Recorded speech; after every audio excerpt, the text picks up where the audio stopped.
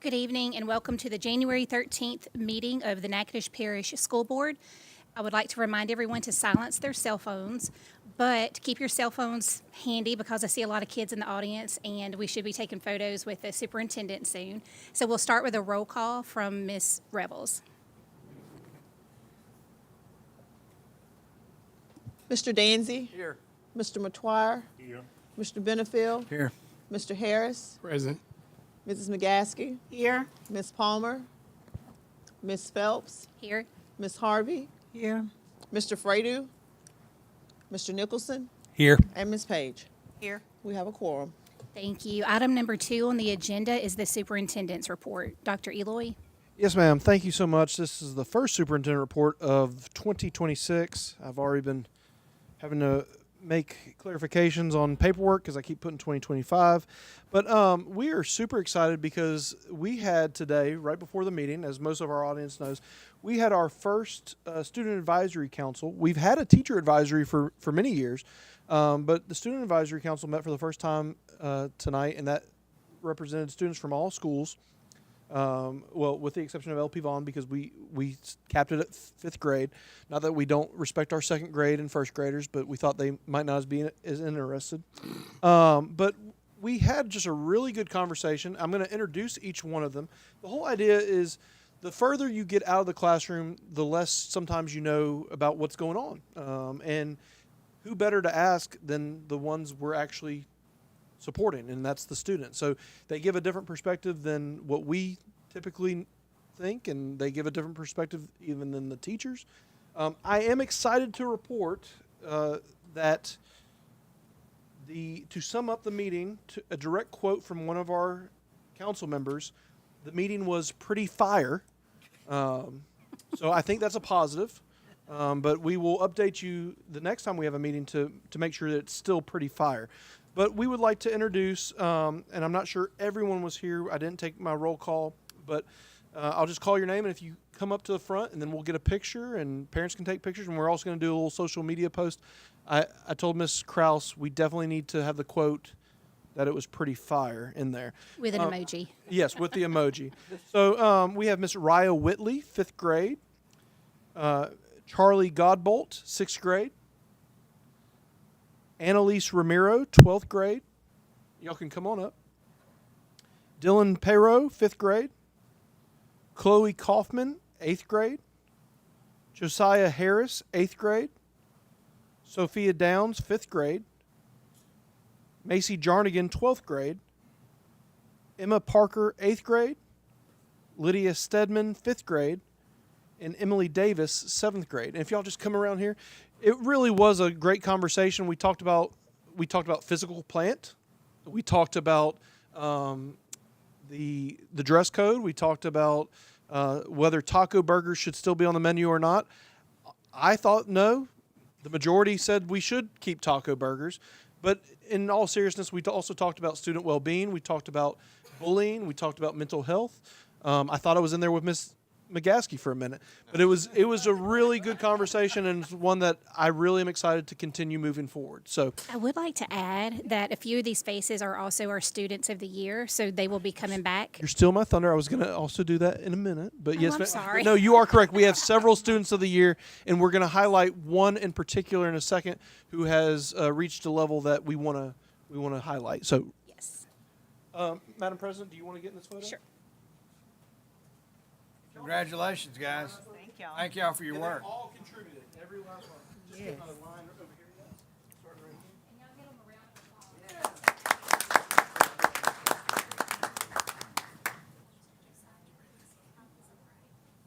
You got us all, Miss Krause? I do.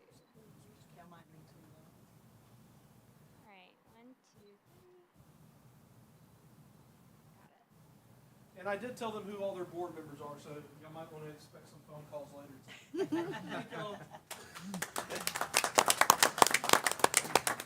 So tuna fish wasn't discussed on the menu? Tuna fish was not discussed. Only taco burgers and I can't remember what else. It was such a we had so much to talk about.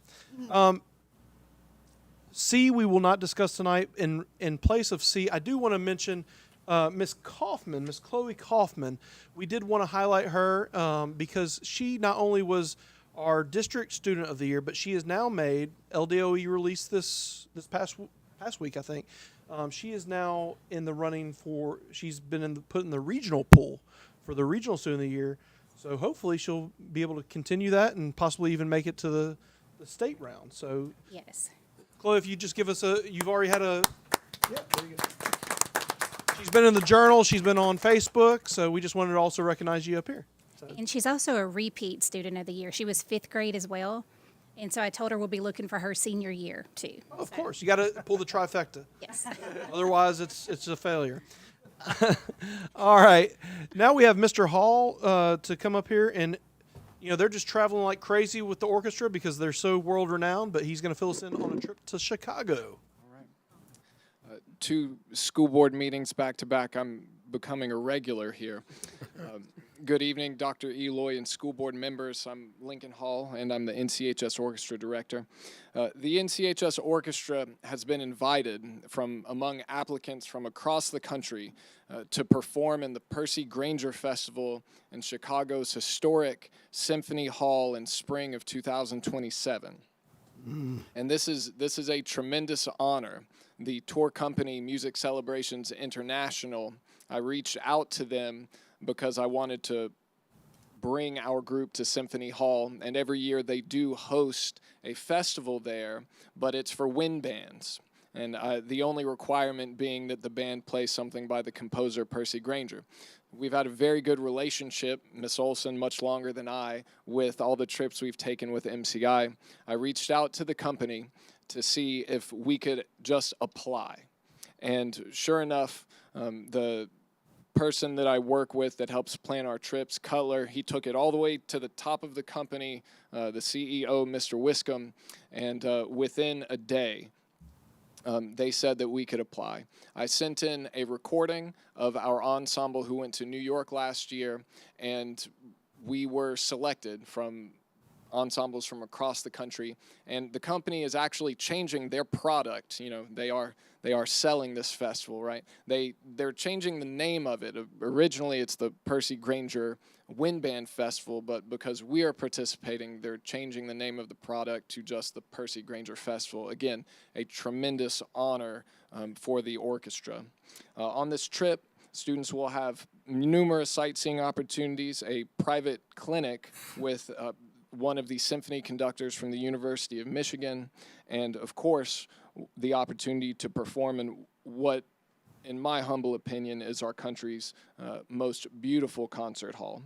The trip will be funded through participants' own means, as well as fundraisers sponsored by the NCHS Orchestra. This is a once-in-a-lifetime opportunity for our students to not only experience one of our nation's greatest cities, but to also be ambassadors for Natchitoches Central High School, the Natchitoches Parish School Board, and our community. Thank you all for allowing me to speak with you this evening, and I appreciate your continued support for the NCHS Orchestra and the arts in Natchitoches Parish Schools. Thank you, Mr. Hall. When you find out the dates and the times and all that next year? It is. Because I have a bunch of family from Louisiana, in Chicago, and anytime they have something going on with people from down here, they always try to go. Mm-hmm. So you let me.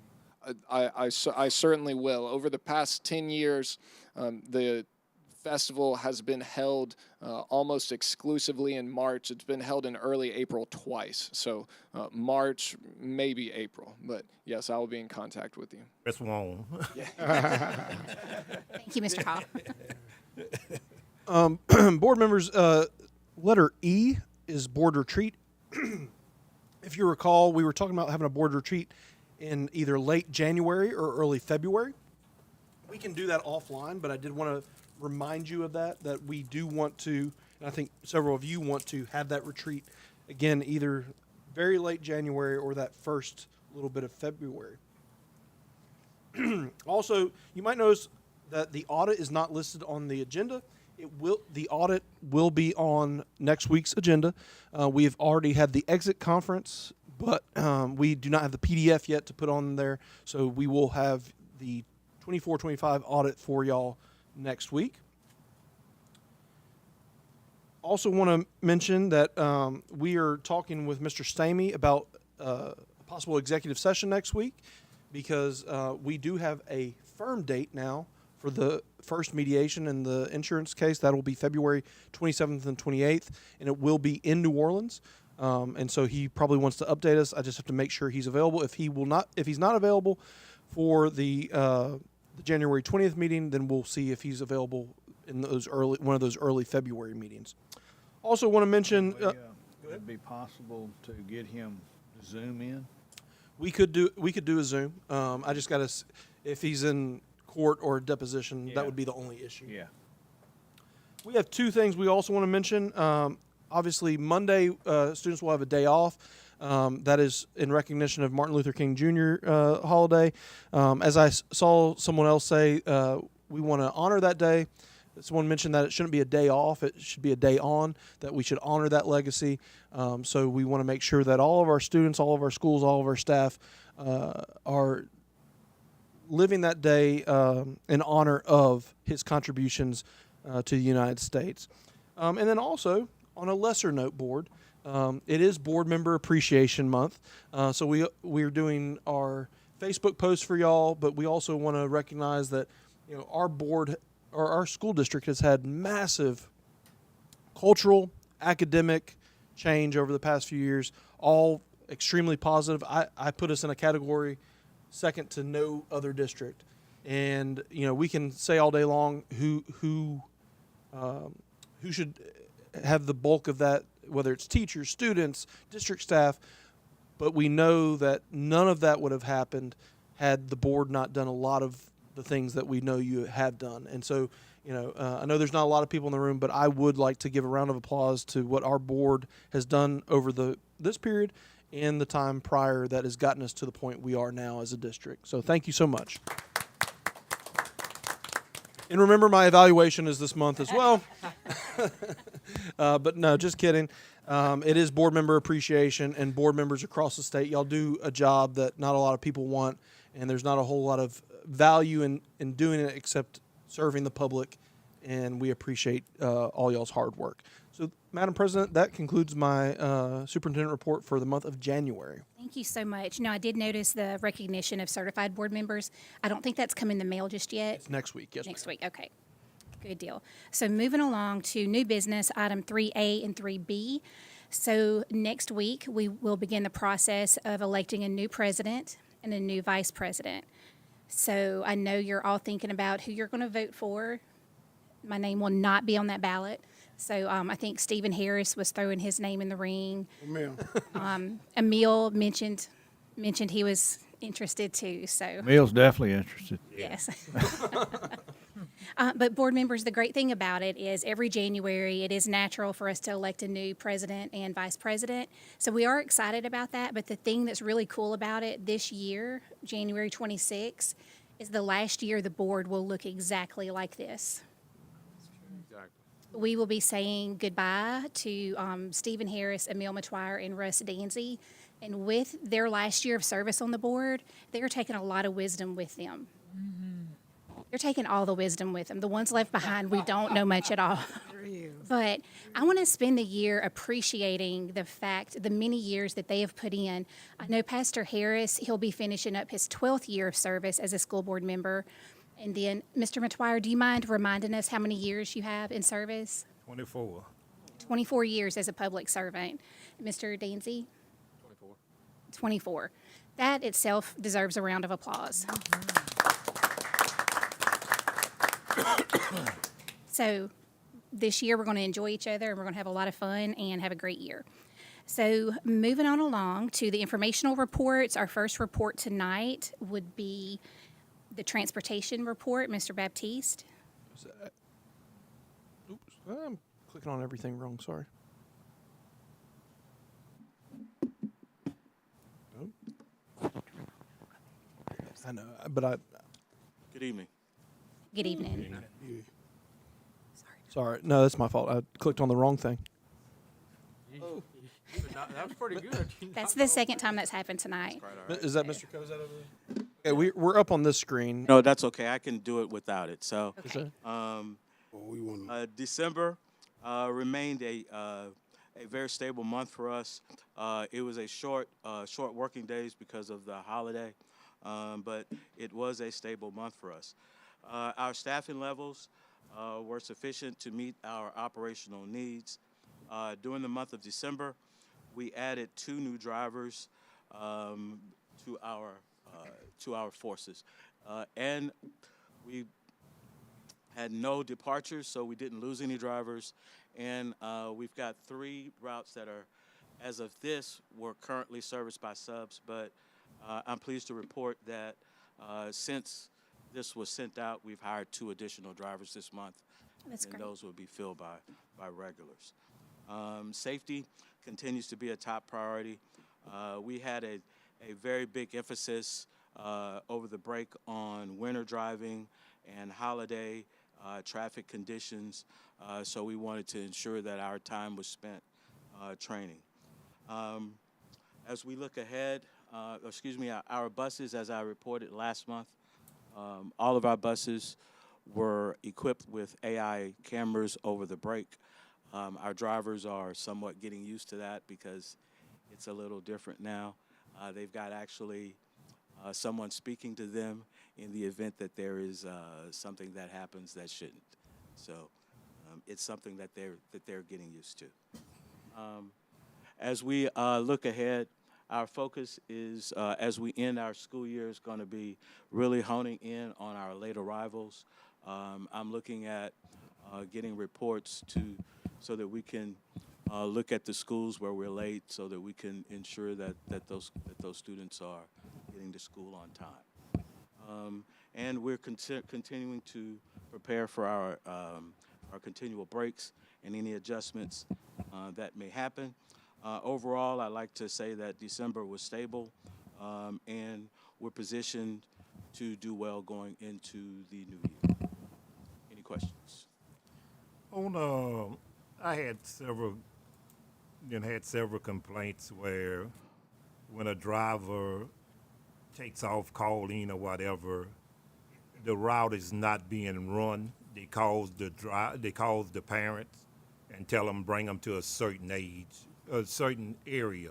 What's going on with that? We did have a couple of routes that were in in the extended areas, and that were somewhat difficult to cover, and particularly because it was a late call-off.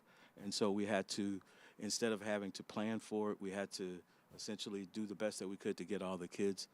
And we've talked about that because in some of those areas is where we're looking to add additional resources. So if we've got a driver that calls off, we'll have additional people out there so that won't be a problem.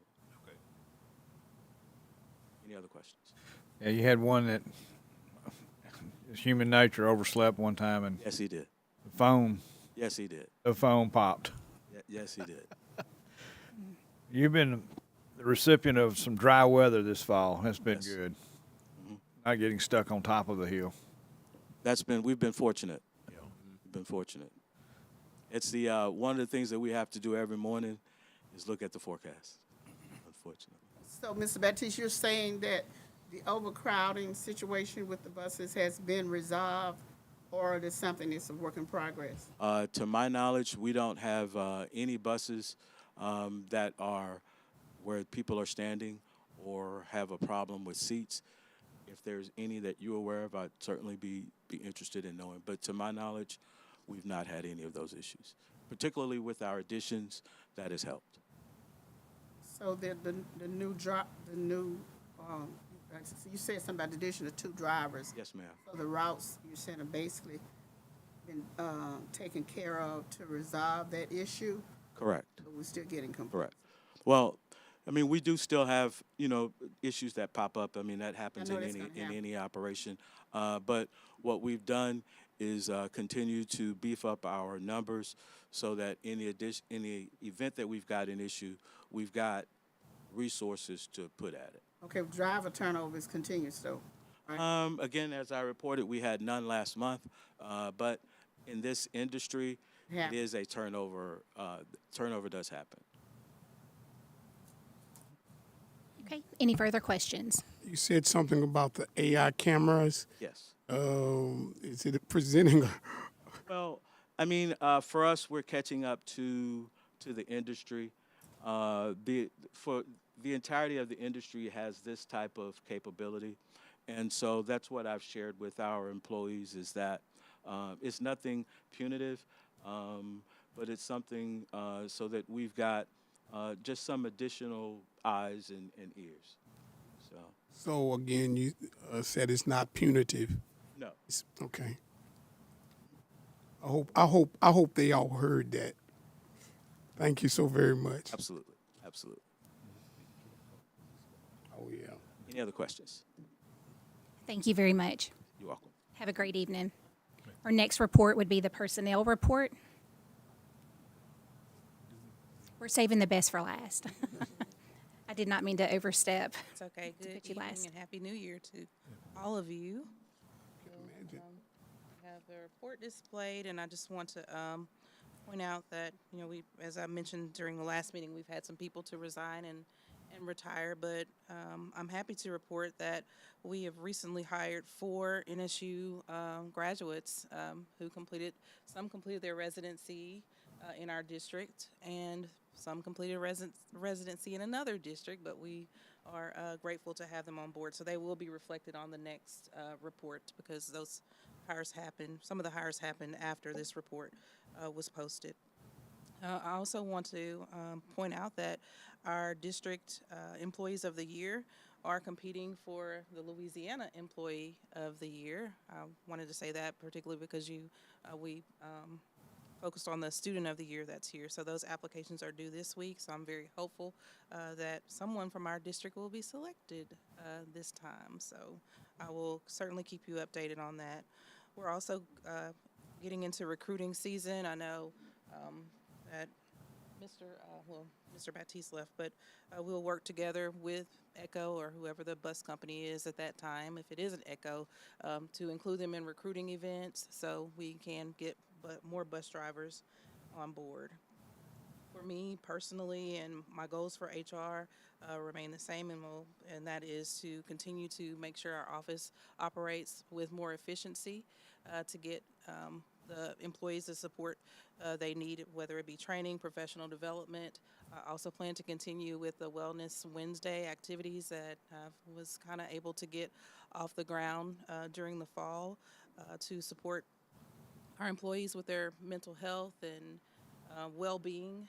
So I'm certainly looking forward to being able to move forward with those things. So, do you all have any questions or comments or concerns? All right. Okay. Have a good evening. Thank you, Ms. Winder. Item 6A, Finance Facilities Service and Insurance Report. 6A is Bond Issuance Authority. Dr. Eloy.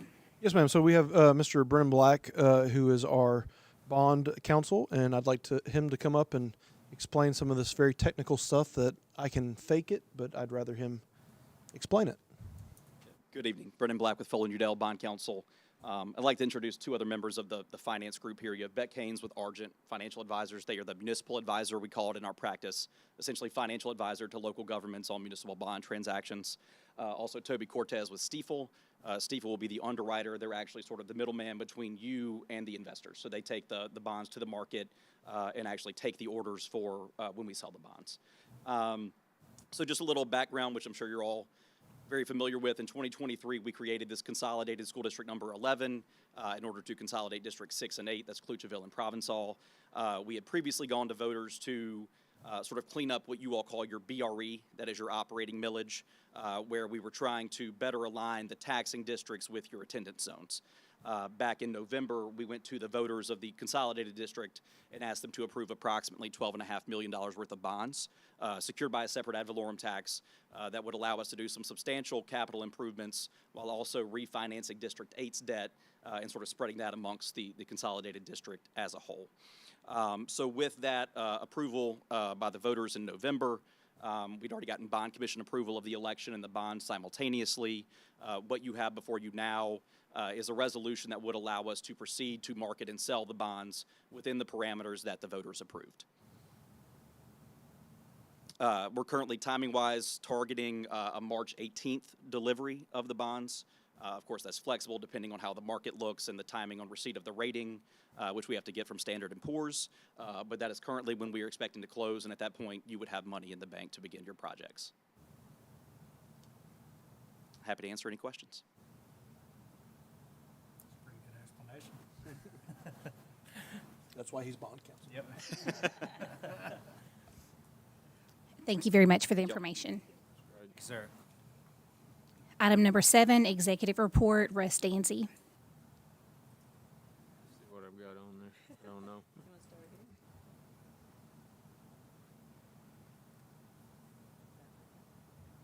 Discuss and consider 26-27 school year calendar. Yes, sir. So, y'all know this is my favorite part of the school year. So this is the normal conversation we have, which I'm going to bring Miss Jennifer Martin up to go over some of the parameters that she kind of goes through with you on a yearly basis. I do want to mention that this year is slightly different. We have 2 separate agenda items. One is for the 26-27 calendar, but we are looking to do a 27-28 calendar. I will tell you, without going in too much in the weeds on that, there is at least one other district that is doing this currently. That's Calcasieu. I've been in discussions with them. It's worked fine. We would, if you voted on that second year calendar, we would put a large disclaimer on that calendar that this is subject to any state testing changes. We don't anticipate that there would be, they give us a pretty good window. And if you look at the history, they haven't changed those significantly to the point where we anticipate that there would be anything that we'd have to change. But we are interested in doing this for our families so they can plan further in the future. But I did want to make that caveat before Ms. Martin comes up. So Ms. Martin's going to do her presentation, and Ms. Martin, you'll have to tell me which items you want to pull up. And then as soon as she's finished, as part of her presentation, I will add about 2 or 3 slides as well to the discussion, and then we'd open it up for board questions, comments, concerns, debate, fun stuff. It's being non-responsive for me, Ms. Martin. I think the Wi-Fi is really slow this evening. Mine keeps timing out too. And I'm not sure if it has to do with that box that keeps falling down. No, I was doing it on my side too. Yeah. So, Ms. Martin, if you want to get started, and once I have the ability, I can fine. pull up the documents. Okay. Happy New Year, everyone. Happy New Year. Hope y'all had a great holiday. So I'm here to recommend the calendar for the next 2 school years. We'll review 2026-27 recommendation first. To review the process used to devise the recommendation, there are a few documents that I'll refer to. First being the timeline. In November, all faculty and staff were surveyed through a survey in the newsletter. That survey ran for 2 weeks. Then in December, we gathered input from our parent group and our principals. The calendar proposals were drafted in December as well, along with the school representatives' work session. And then before we left for Christmas break, all schools voted on their preferred calendar. Results from the survey and our group input revealed the vast majority supports the current calendar framework, and that the full week of fall break and winter break is most popular. I also hosted a calendar representatives work session on Monday, December the 15th. And at that session, a representative from each campus comes. We review those yearly calendar parameters, the calendar proposals, finalize those proposals, and then the calendar representatives take those proposals back to their campus, and they conducted a school vote at each campus on Thursday or Friday before leaving for break, and then turned in their information to our department. The next document I'll review is the parameters that we use as important guidelines when developing our yearly calendar.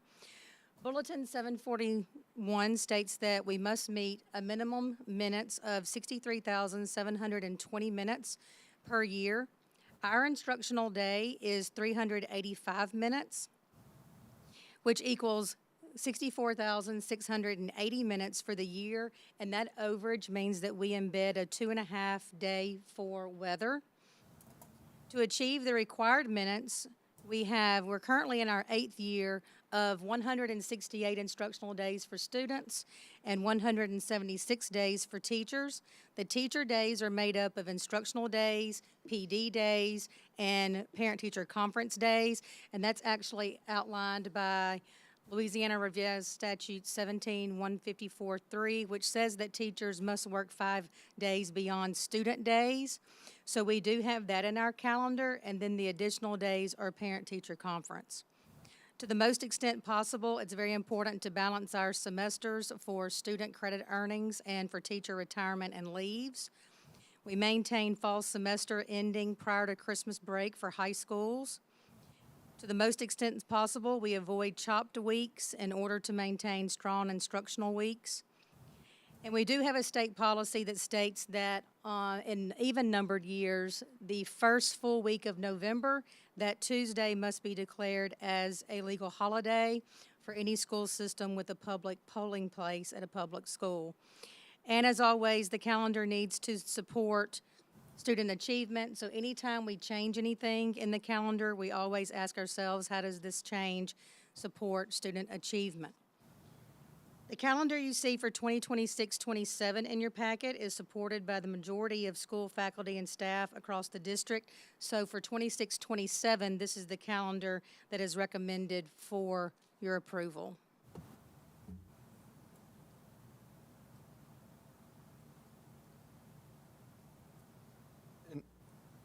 Ms. Martin, can you speak really quickly to the major changes from last year's to this year's calendar? So the major change from the current calendar to the one proposed for next year is that the Monday PD days that have been in place, the Monday after fall break, Christmas break, and winter break, were moved to the first full week in August for teachers. So we have typically, over the last 8 school years, actually for a very long time, beyond 8 years, we bring teachers back for 2 days of PD at the beginning of the year, and then kids come on Wednesday. And then for the last 5 years or so, we've had Monday PD days following those week-long breaks.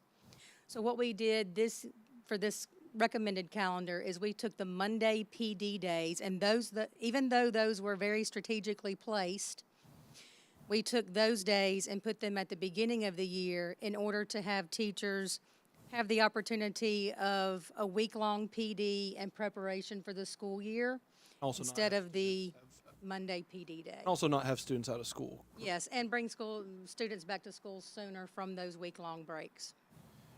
So, and does that conclude yours? And I can. So I want to pivot real quick. I have a quick presentation, but I want to let you know the 2 major things that Ms. Martin just mentioned. The one being the removal of those 3 days. I know those were days that at times were frustrating to community and board members because we'd have a week off, and then it was like, hey, the week's over, and it's like Still they're have still a day out. out. So we tried to walk that line of doing what staff wants, also doing what has paid dividends for us, but then also honoring what we've heard from the board and community.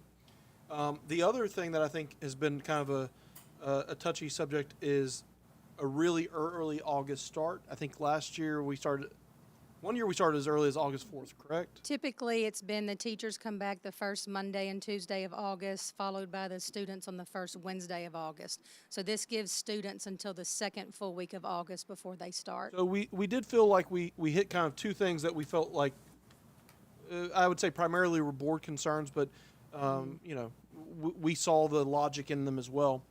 I did want to mention something else, though, that I've heard a lot of, and that is that I've heard from people that we are either out of school too much, not out of school enough, which some of you might be like, that's crazy, or people saying, oh, we're out of school just enough. And I'm like, what I've said in here, and I'm sorry it's not allowing me to present the way I want it to, what I've told people is, first you have to understand what our calendar is about. It's a strategic thing. So we want to do it to support academic outcomes. I'm not going to go over everything Ms. Martin said because we've been through this 100 times, how we go 9 weeks, then we take a week, blah, blah, blah.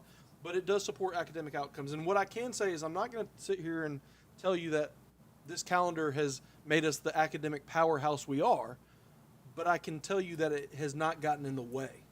And so we feel like, hey, it's working within the academic situation we're in, so we really don't want to do a massive overhaul of it because it's working. The second thing is we do believe, because we hear from teachers and when we do our surveys, that it supports teacher recruitment and retention. I know a parish that I used to be a part of that I hear from family and friends all the time about how much they really like and admire and wish their parish would go to a version of our calendar.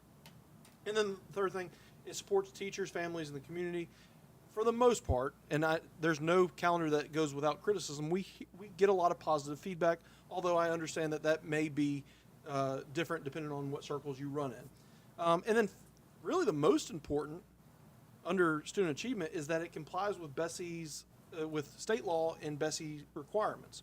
So I always kind of cringe when people say we're out too much or too little or not enough, because really as long as we're compliant with BESI, we're out enough. But I do think I love to know the truth of it. And so what I did is I said I'm going to look at every school district in the state's 25-26 school calendar. There are 70 LEAs. I apologize, but I was only able to find 65 of the 70 calendars. New Orleans doesn't count because they have like 30 of them because they have all the charter schools. But I got 65 of the 69 traditional LEAs. And I said, what's the truth? How much are we out as a state or as districts, and what's the average? And the truth of it is that of those 65 LEAs, and it might fluctuate slightly depending on those other 4 or 5, but based on those, the lowest a school is out in the entire state is 30 days. The highest a district is out, and this blew my mind, was 66 days. I know. I was like, oh my God. And some of our folks may hear that and be like, what district's that? I'm not telling you. The average of those 65 parishes are 39.4. What are we? We are at 39. So we are slightly below average, although I'm just going to call it we're at the average. What we have looked at is to kind of address this claim of being out too much, too little, we look at it and we say, those Mondays, we are fine putting those back in for students to be back in, because we've heard what people said, and when we really analyze it, we're not getting the ROI on that we expected initially. There's been times where I think Mr. Benefield has mentioned some things that should have happened on those Mondays that didn't occur, and we agree with that. And so we're like, hey, we can take those back, still have PD days, but not impact students, just impact our staff to where we're getting better PD. That would get us down to 36 days. Now, that would be well below the average number of days that students are out statewide, which I think we could honestly then say, hey, we're not out too much. We're actually 3 days below the average. Unfortunately, we're going to have to add a day back because the federal stuff, so we'll be at 37. But in the following year, we will be back down to that 36. I thoroughly believe what that does is it walks that line of people saying we're out too much, while also making sure that we are making a calendar that makes our teachers, and not just teachers, all of our staff and our students not have burnout. Because burnout, we can kind of roll our eyes at it, but it is a legitimate thing. And so I really feel like if we were to have come to Mr. Benefield this year, and I pick on him because he picks on me about it, but if we were to come to y'all this year and say, by God, we were out 39.4 days, and we're going to stick with 39 days, I don't think that would have been respectful of the board in the process. But I want you to know that we really took into consideration y'all's concerns, and we feel like we've done as good a job as we can expect as we could to kind of thread that needle. I will tell you, if you were to ask me to get rid of any other days, the first day I'm going for is Christmas Festival, but I don't want to be the superintendent to go after Christmas Festival, and I don't think you want to be the board to go after Christmas Festival. So I just want to put that out there, but I just wanted you to know that I really thought it was important this year to really solidify the answer to that question of, are we out too much or too little? Now, you could say the state as a whole is out too much. But when we compare our peers, we are currently on average, and we are asking to go slightly below that average. Okay, quick question. Okay. So I'm looking at the total number of schools that participated in the survey, and it is quite low. Is that normal? Is that a normal turnout? It's quite normal typically for the last few years. There's typically usually between 50 and 75 responses. So whenever we put out any survey, Ms. Phelps, do you remember we did those surveys for school well-being the past 3 years? Yes. The company that we were getting that for free from, can't remember the name of them, but we were getting that for free because it was a state grant, and we had to routinely kind of badger folks to get even to like 90%. Yeah. This one, it was on a little bit of a short timetable because we wanted to get this to y'all for January. Right, right. But it's kind of like election. And I will point out, Ms. Phelps, that of the survey comments that were in our responses, 47% said, please don't change anything. Yeah, that's what I hear too. So from we do find that people that are not looking to have something overhauled or changed don't write that. But even the people that did, 47% of those comments said, keep the calendar the same or don't change it. Right. Okay. Board members, do y'all have questions? I guess most of them would say that all the days they take off. You know, I wouldn't change nothing either, but why do we have to have that whole week in October? What about couldn't they just have a Friday and Monday, and then the kids would always talk about August so hot, then that would throw the kids down another week in August. Well, we are trying to still achieve 168 days per year for students, and we want that fall semester to end by Christmas for student credit and teacher leaves. So if we don't start till Labor Day, there's or anything, like if we don't start till mid-August for teachers, come back a week, and then like students come back another week later, then we can't get in that 88 or about 84-ish days for kids before Christmas break. In addition to that, Give them 4 days in October and just take the 4 days out of August. it is a long time from mid-August to Thanksgiving. And Dr. Eloy mentioned a little bit earlier, teacher burnout is real. It really is. And, even if you bring teachers back in a mid-August, it is a long way to Thanksgiving break. And, we do have to have that October parent-teacher conference. So typically, I've been in the system long enough that it used to be a Friday, Monday. But for teachers, it was only 12 o'clock on Friday and the rest of the day and Monday. And I would say, not that this, I know in terms of y'all's decision and policy, this doesn't matter, but I know it also does matter to you. And Ms. Martin, please tell me if you agree or disagree with this. What we found, both formally in our discussions with folks, but also informally and, just talking to, you could probably poll some of the employees in the room. The most important break that we found is that October break. That fall break. Fall break. And I guess where I'm at is what I look at is I say, are we meeting state requirements? Yes. And then we are below. So I guess my question, Mr. McGuire, is what are we necessarily trying to achieve by being out less that specific week? Because what we're always trying to look at is like, hey, we met the requirement and we're below the state average. So we feel like we're good, but we also want to hear out board members. That would give the kids, they wouldn't have to get on that hot bus earlier in October, and October is the hottest, not October, in August. August. They wouldn't have to be on that bus in August. No, and I hear that, although and I'm just anecdotal information, my kids sweat on the bus August and September and a bit of October, so I don't know if, I could see some benefit there, but I don't know if it would benefit enough to address the problem we would create with our staff if we mess with their fall break. Well, and then too, student burnout is a real thing. and those students look for that fall break too. And they are covering a lot of information. Teachers are having a lot thrown at them in a short amount of time. So if you'll remember years ago, before we went to a fall break, we had many weeks of chopped up weeks where a Friday and a Monday, maybe 2 or 3 times a month, were being taken off. And that we heard from many teachers during that time that they would rather see a full fall break than have many 3 and 4 day weekends. That was an issue, so that is something that we solved with moving those 3 Monday PD days to the beginning of the year. That is one of our parameters, is avoid chopped weeks to the most extent possible.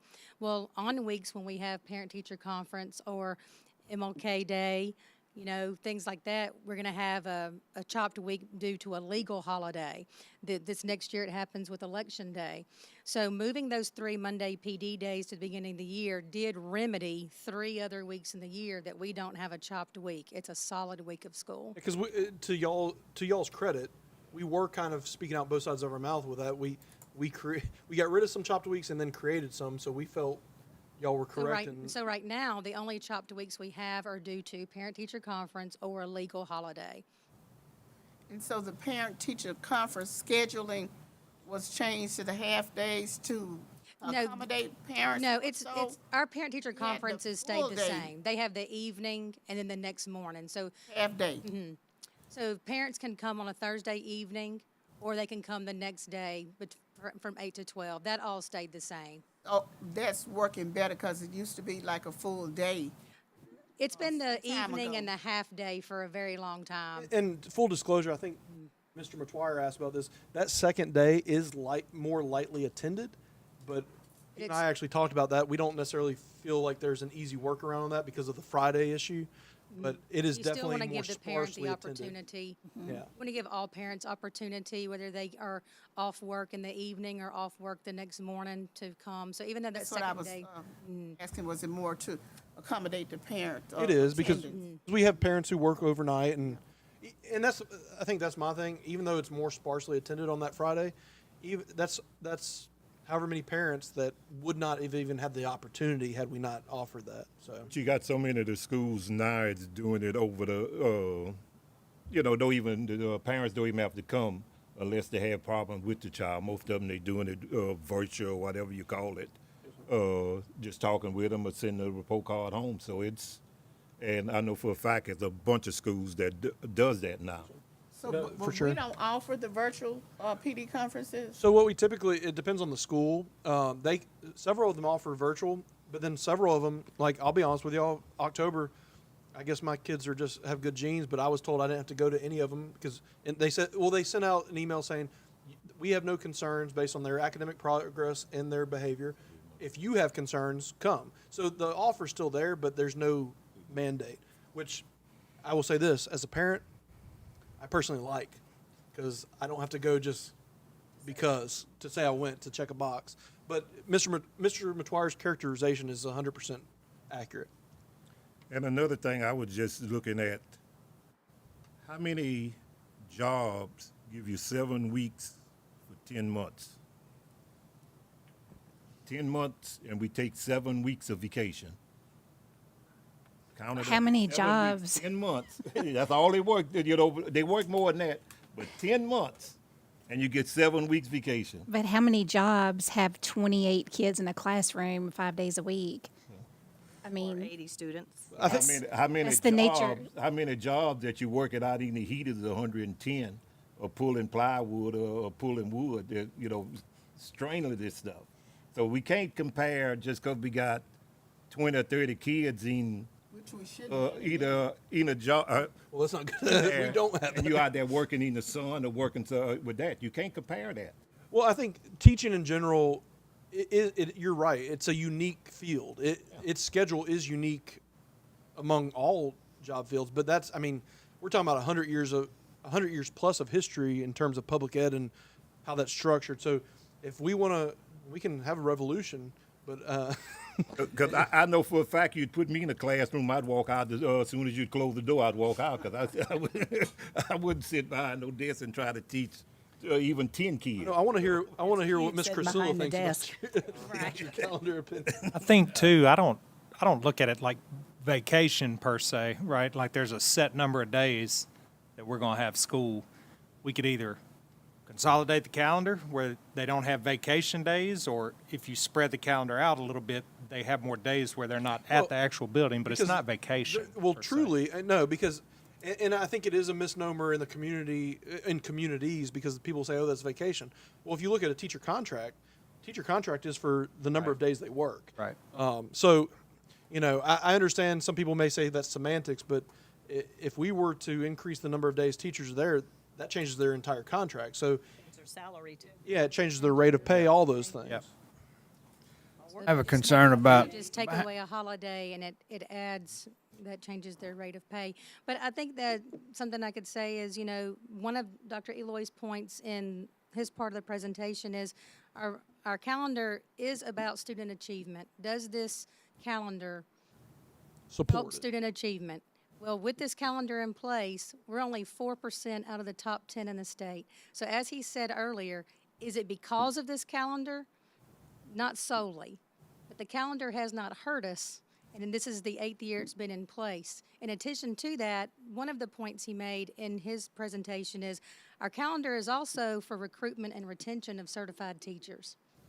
And since we did put this calendar framework in place, our percentage of retaining teachers and recruiting certified teachers has increased astronomically. And we do account the calendar to that to some degree, because our calendar framework does mimic surrounding districts that we were once losing teachers to. Yeah, we're no longer, we said that No today. longer losing teachers to those Three those districts, districts yeah. that mimic this calendar framework. So that was important to us also. I have a concern about the clubs and the ability for these children to be a part of it, because we've shortened this time. I understand what you're saying about percentages and where we are with the state, but we should not have a school anywhere in our district that says we will have these clubs after school, because we have buses and those buses are not going to wait.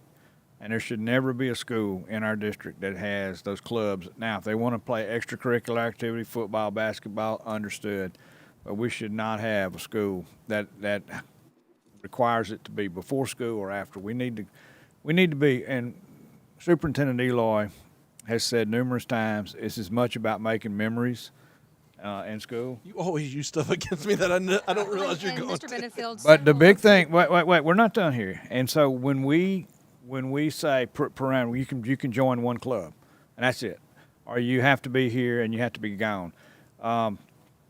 This is where these children learn leadership and learn to take part in group activities and learn how to run projects and things like that. And I don't see us being able to do that, because I keep hearing over and over, we don't have time for clubs because we have so much instructional time. Well, if we give them a little bit more instructional time, maybe they'll have that, because I don't want to see any school in our system that says we'll have it after school. That's ridiculous. Well, and we can talk with principals again about that, because there are several schools that run a club day schedule that's approved. And you're right. And see, that could happen. You know, I would think so. So some of them do. So say we were to, Mr. McTwire mentioned, I think take 3 days away from fall break, and I'm assuming, Mr. Benefield, you might be okay with that. Don't want to make an assumption, but even if we were to take away an additional 3 days, that really doesn't address club day as much as the club day is more about the master scheduling and the prep work. The 3 days wouldn't get us there, but I can tell you unilaterally, outside of this discussion, we can make sure that the club discussion is happening, because, I mean, in fact, in my little student advisory council meeting, I said, do y'all like cluster day? Because a lot of schools change their schedule on cluster day, and they were all like, no, we hate cluster day. And then one little girl mentioned, from Province Hall, she mentioned that she likes club day. I'm assuming what she was talking about is the day that they run their club schedule. Mm-hmm. So those are things that I think a lot of schools are doing, but it's never been a mandate or anything from the district, but we can look into that to make sure that clubs are being given their due time, the same that, orchestra, band, athletics, so that way, because for some kids, they're not going to be an athlete, they're not going to be a musician, but they may want to be in beta and 4-H and all that. I do, and I know it helps my case, but I do think we can handle those two things separately and still keep the calendar that we're proposing while also getting to the finish line you want to in terms of clubs. Well, there's also, the deal in the spring. The spring calendar is kind of wonky. I know Christmas is not a whole lot you can do because of the way it falls, but if you look at February, you look at, there's going to be folks that are going to want to take off for Mardi Gras, and so we have. If you look every month, there's a run. February there's 5.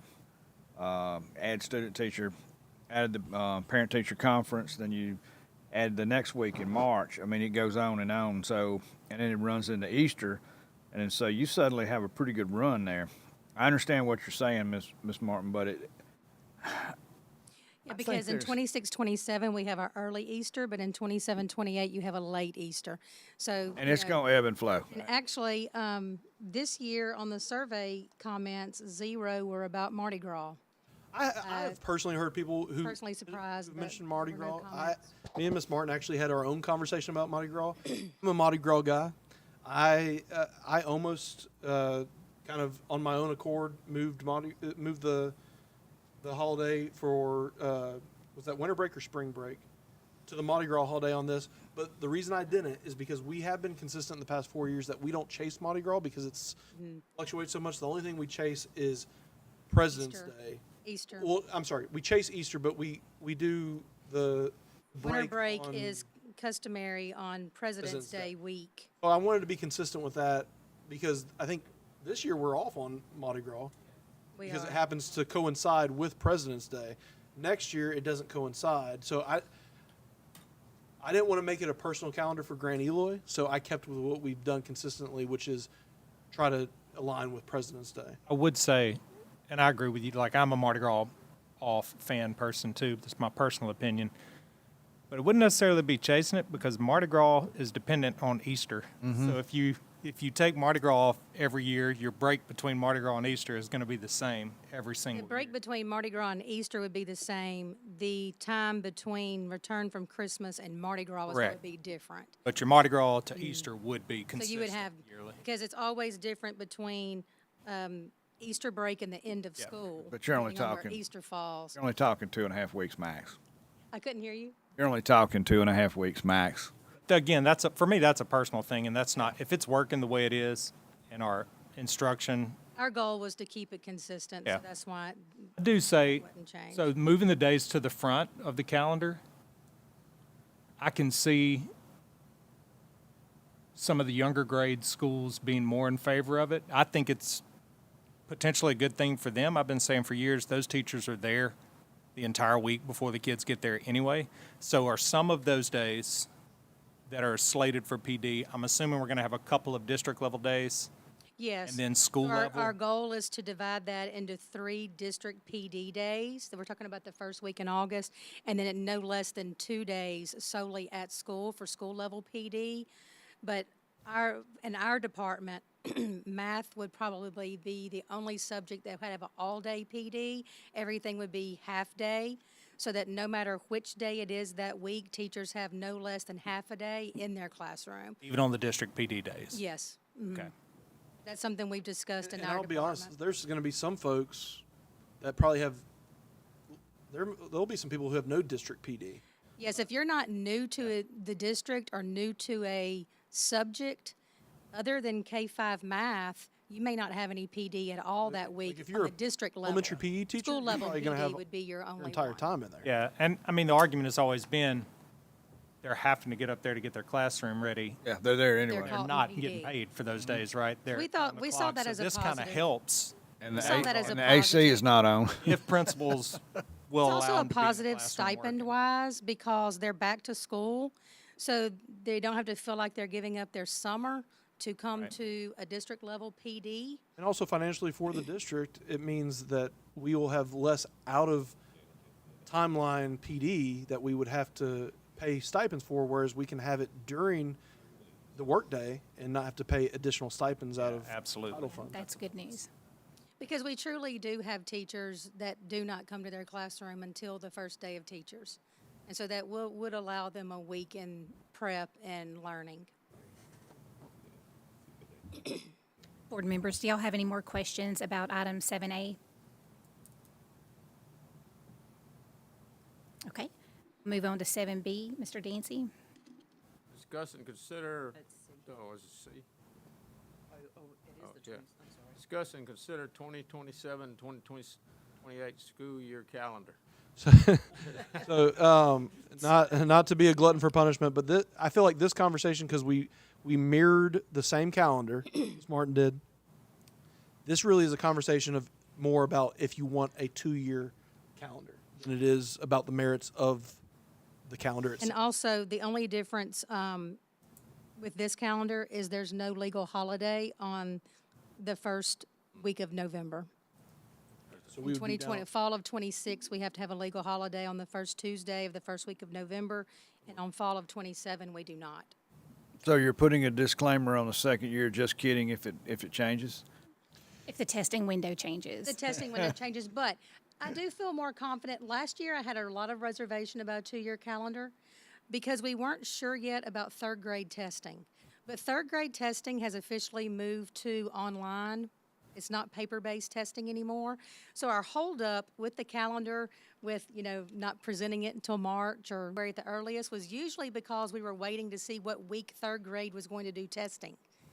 And so since they're in the month-long window now with all other grades, it makes that We've also gotten clarification on comprehensive testing for next Yes. year. So a lot of the questions that we think we needed answers to, we feel, I'd say 95% sure, but we 95% still want to put sure. that disclaimer that says if the state changes something that's We could always go back and change that And amend second-year it. calendar if the state changes things, or if we deemed. This is really, Ms. Phelps asked us to look into this because there were several districts who were pursuing it. One, at least, that I know adopted it. But this is really a selfish thing on my part. I'm hoping we can go 2 years without discussing the calendar. I'll be honest. I've had people, I don't know how many times I've gotten a phone call of, hey, what's the school calendar next year for this big event? Just crazy stuff. So, I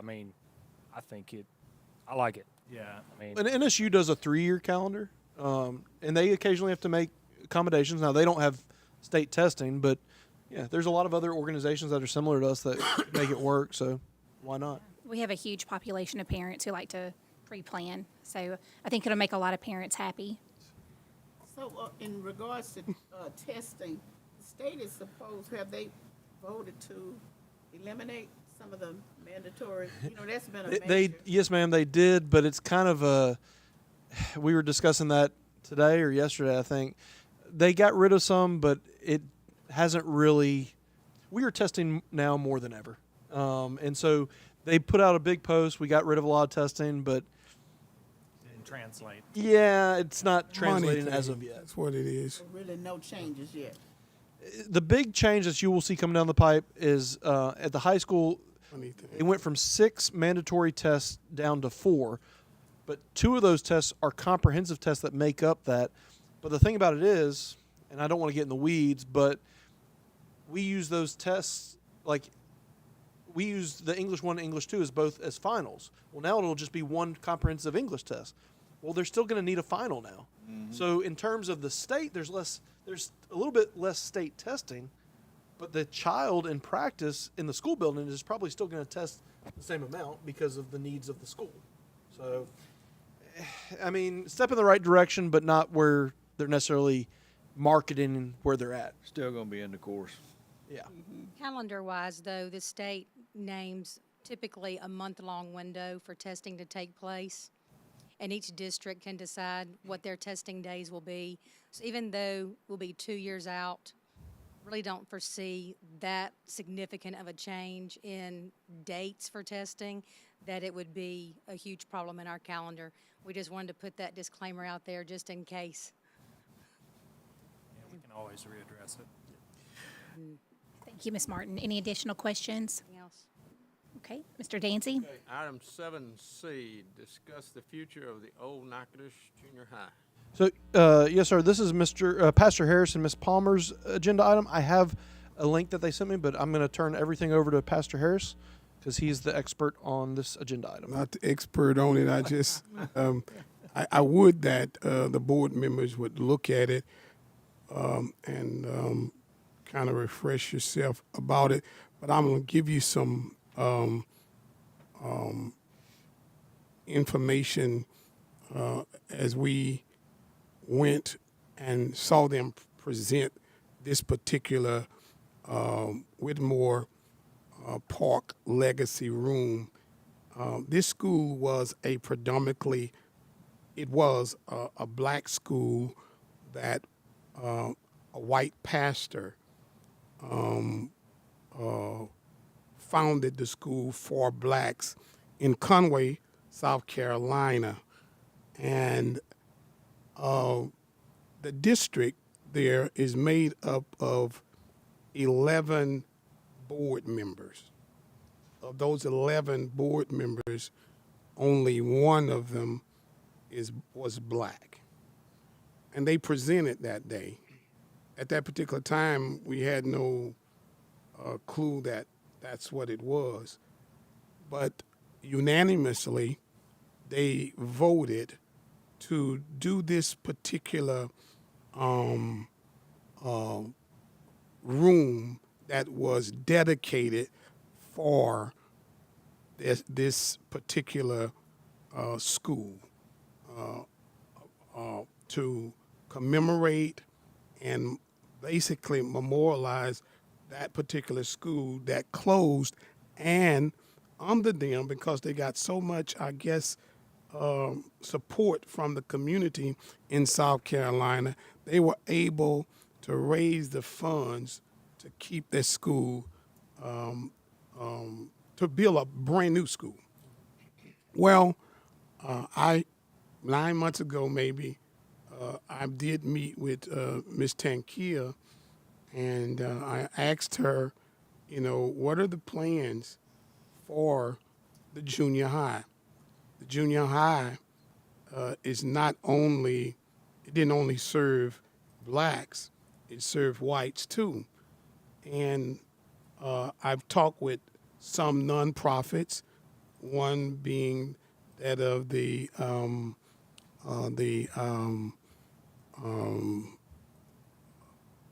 what is it, Miss Helen and them, the LNC, the Natchitoches Improvement Foundation. It's a plethora of them, about 7 or 8 nonprofits.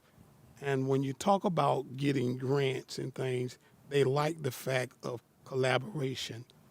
And I believe that with something like this, they would be able to bring those who graduated, those who taught in LNC and things like that, bring them back. And once a year or once every 2 years, however it goes, bring them back and allow them to have a reunion. I also had an opportunity to go to the school in Little Rock and saw where they integrated that school. That school is still functioning. It's a high school that still functions, but they get, I'm talking about, they get paid through the park of Park and Recreations funds this school through a grant. And so It's a national historic. it's a national historic.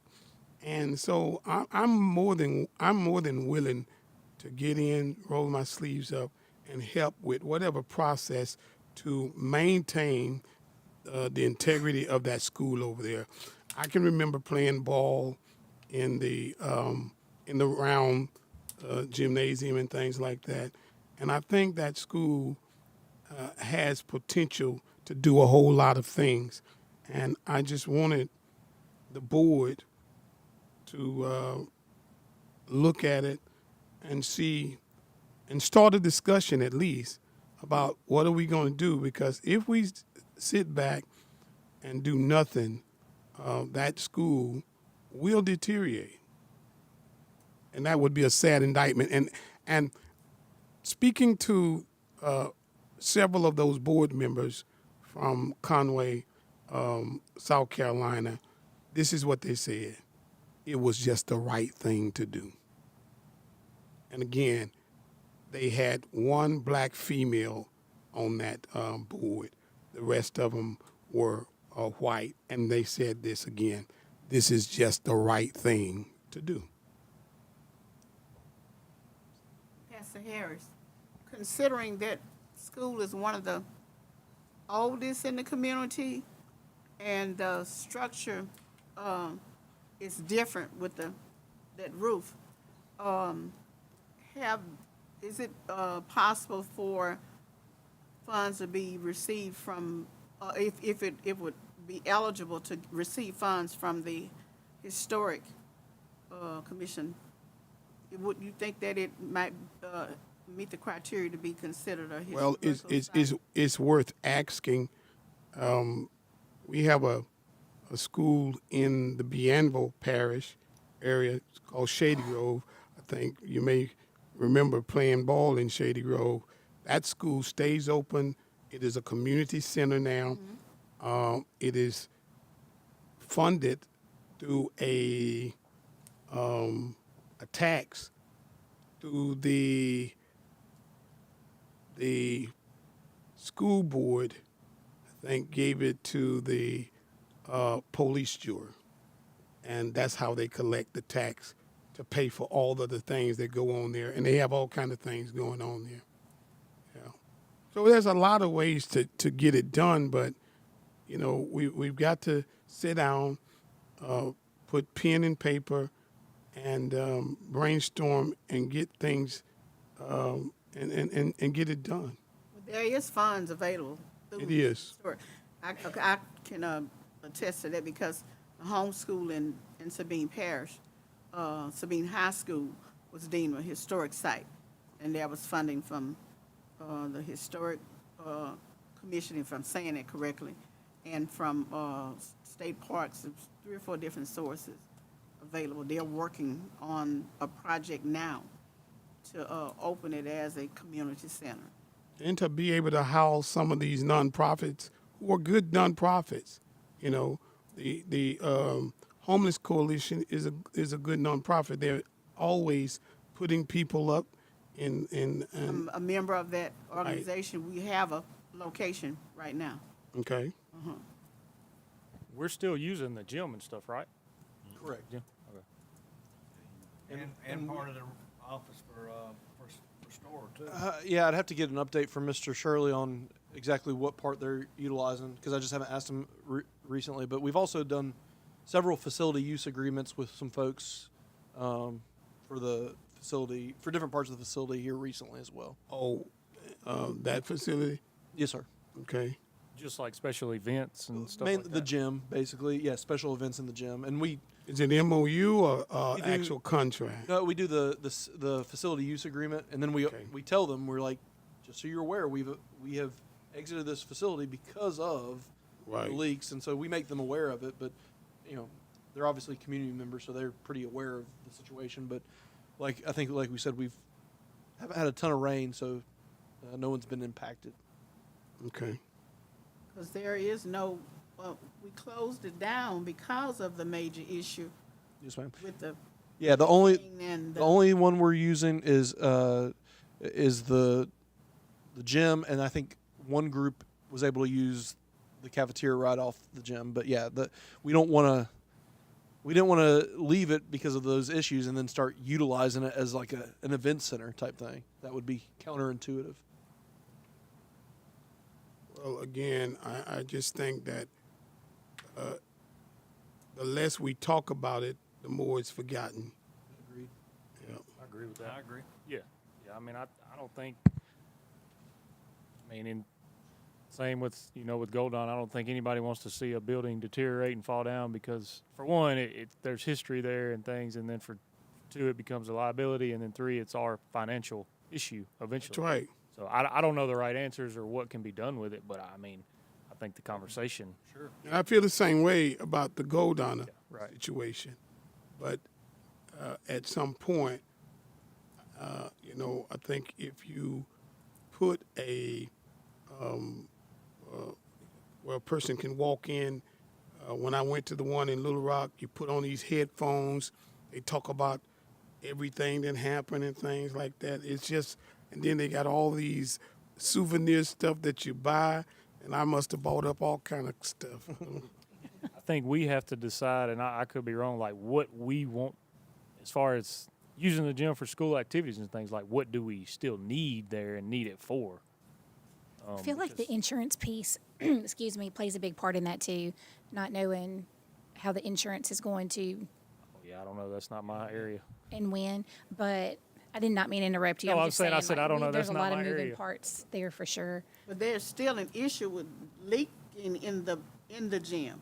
I mean, we closed it down because that was best overall for the students and the employees because of the, it was just in bad shape. Miss Harvey can attest to that, and the superintendent.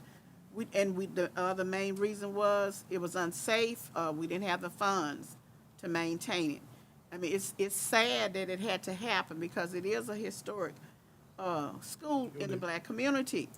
If there was funding available, then we can look at possibly allowing nonprofits to come in and do some improvement, repair, whatever. But the school district, it was our decision because we couldn't maintain it. We didn't have the money to maintain it. So that was the reason people don't seem to understand that. Not maintain, just repair. The repair is just an astronomical cost involved. And that's just one facility. But if you had, again, these nonprofits who focus on just that one building and collaboration, and you could get a grant to help to put it up to a par, and that's what they did too.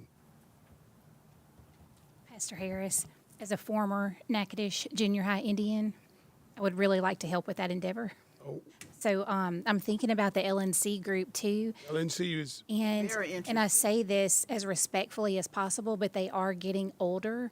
And when you talk about a walking tour in the history of the facility, I think that portion of it should be addressed sooner than anything. You know, getting them videoed and recorded, their history with the building, because that is very important. and I pray y'all again look at the video. It was, Yeah. arresting. And I just think the whole parish of Natchitoches is so rich with history and so many connections to federal grants and information that could help us with that. We have a lot of resources here. And so I would really like to work with you on Thank you. handling that. And I'm sure other board members would too. Yes, that's a major project. I'd be interested in that too. Yes, ma'am. Thank you. Okay. For item 7. Mr. Dancy, yes, sir. 7D, discuss and consider board member travel to National School Board Conference. Well, this again, it's a opportunity. One of the places that I had an opportunity to hear the presentation, even other things that were opportunity to bring back things to the school system that I think could benefit us. And I think Brother Emil talks about all the time how the fact that the school bus, the busing company, I think, was the first time that they were able to come in our system because of going to, I think, where do you all go? It used to be the national, it wasn't the. Yeah, Osborne, it was the national. NSBA, yeah. But I think we are part of. We're part of it. COSBA We is went our- last year to it in Atlanta, and it was very nice. And me and Steve was talking, and I don't know if I'd be to go, but I just told him we ought to put it on there. Some of the others, and actually Miss Harvey went too, and it was really nice. It was well put together. If somebody wanted to go, And there's people from not just, I guess they from all over the for the world, actually. Yeah, and we do have some Louisiana. You know, and stuff in Louisiana. Louisiana on the represented it well. board. As a matter of fact, Yes. Louisiana, I think, was the one who was one of the key persons. Right. Our president. Yes. Vernon from Vernon. Yes, Vernon from Vernon. Okay, so board members, items number 7E and F, they will be happening next week, so there's not really anything to discuss on that tonight. And then, of course, G as well. We don't have a contract in hand, but as soon as Mr. Geis forwards that to us, we will send it out to the whole entire board. Gee, was that a calendar extension? We, evaluation, there were some questions on that. Has that been sent to us, the correct one? So we're actually waiting on the contract to tie it to the evaluation, and there was some information that I think Micah was waiting on. I apologize. I thought I sent y'all the. You just need the I sent it to form. you, Miss Reba. Oh, okay. The evaluation has been. I think I sent it to Micah and Reba. I'll check in the morning. Okay. But it is finalized based on the fact that it needed that. That information from, It needed 15% to be tied to K3 literacy, 15% Right. K3 numeracy. But yeah, no, it's complete, and I can get that to y'all first thing. If perfect. I'll make sure. I thought I'd sent it to y'all, but I must not have. No, not. We do have it. Yes, it's complete. It's honestly, it's been complete since. You'll email it tomorrow. Yeah, Thank since you. before the Christmas break. So that's just my fault. Yeah, you may have sent it. I may have missed it. but- No, y'all would have known if I. He just prolonging it, but we can't evaluate. well, we'll forget all about last year. What's there to remember? Board members, do you have any other business or things to discuss before we dismiss? Just want y'all to know there's going to be a rumble in the jungle, and it's probably already going on right now. I don't know how much the rumble is with the. Well, our girls are. We're going to be all right. Yeah, the game tonight at Game at Prather Coliseum. Oh, is that Please come out and You go in support first? us. I just got a text that Lakeview and Red River. It's Page's folks versus us. Okay. what side of the gym are you sitting on, Miss Page? Miss Page is Miss Page is a Gator for life. Once a Gator, always a Gator. Are we gonna address the issue with the buses? When are we gonna discuss that? Cause it's out in the community. Are you talking about the RFP, the bids? RFP. Yes, ma'am. No, so the RFP went out. There are 4 vendors that attended the meeting for the RFP. We send them information. They send us a bunch of questions, so we send all that out. I think this Thursday, and they turn in their applications February 3rd, which is that first board meeting. Then the committee that we have on staff will grade them on the rubric, and then we will, unless something changes, the timeline currently has us offering y'all putting forth a preferred vendor based on their applications for the February 10th voting meeting. Did we have a committee from the board? So typically, I think what we typically done in the past Committee. is we do have a bus committee, but what we do is, I mean, I don't know if I'm not against it. I'm not for or against it. I just don't know if we've done it in the past where what staff is doing is grading it on the rubric. But y'all will have access to all applications, and then just like any bid process, you'll have all the applications and you'll have the recommendation. You don't have to go with our recommendation, but we're just going to do it based on the rubric that's in the RFP.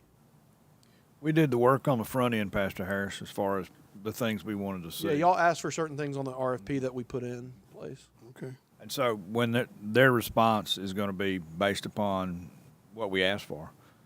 I will tell you, three of the 4 vendors that are applying are vendors that Natchitoches Parish has had a history with.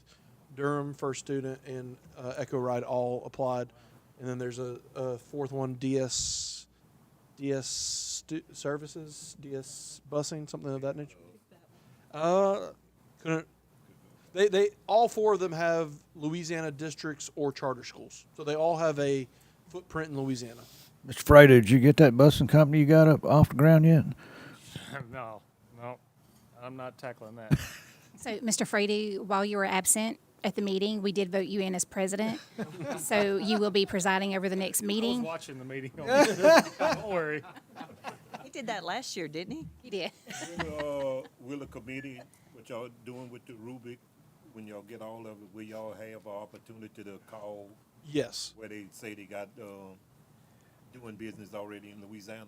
Yeah, so by the RFP, they have to give us a minimum of 3 references. They can provide more, but they've already given me names of several districts that we can, because you expect, obviously, they're not going to give us references that are negative. So you expect them to be glowing, but we have some superintendents, some finance directors that we can call to really try to get the truth of the matter. So the committee will have an opportunity to look at the applications, all the information received from these 3 or 4 companies.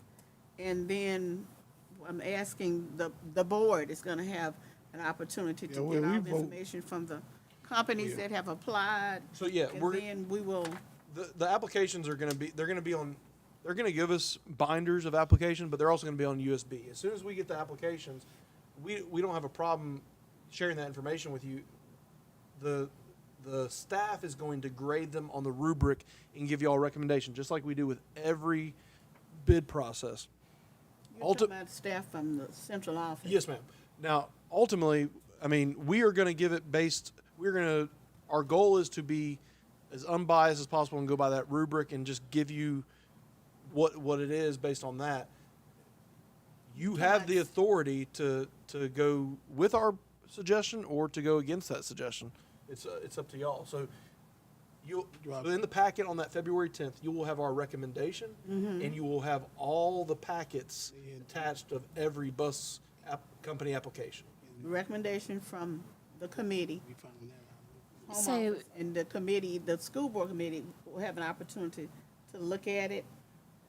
I mean, I can send that out to y'all all I mean, at the I'm same trying time. to figure out how is this. Yeah. Because I thought that we had a committee that was going to. Right. The board. The bus committee was Billy, Emil, I thought I was on. myself. You were, and it And was, I was going to come back to you and Ms. McGaskey. I did not make the last meeting of that committee, but if they're getting the information in on February 2nd, then it may be tough to get it to the committee before us on the 3rd, unless y'all want to be hanging around up here. similar to what Mr. Benefield said, my understanding of the committee was y'all were dictating to us what you wanted in the RFP, and that's what we put out.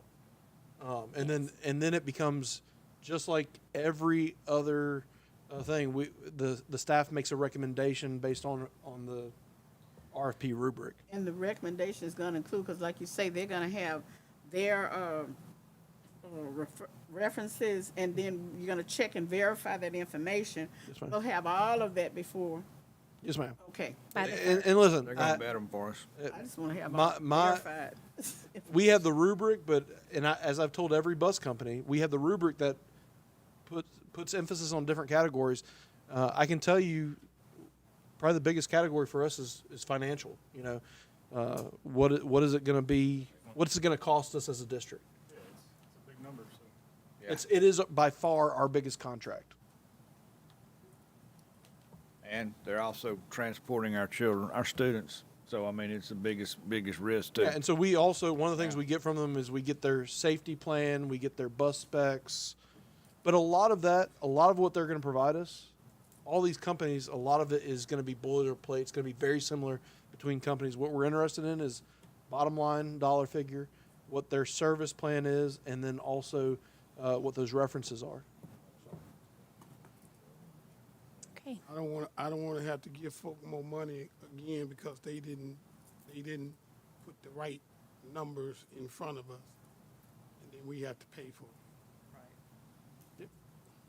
Okay. Board members, any other business? Okay. Meeting is adjourned. Yeah, they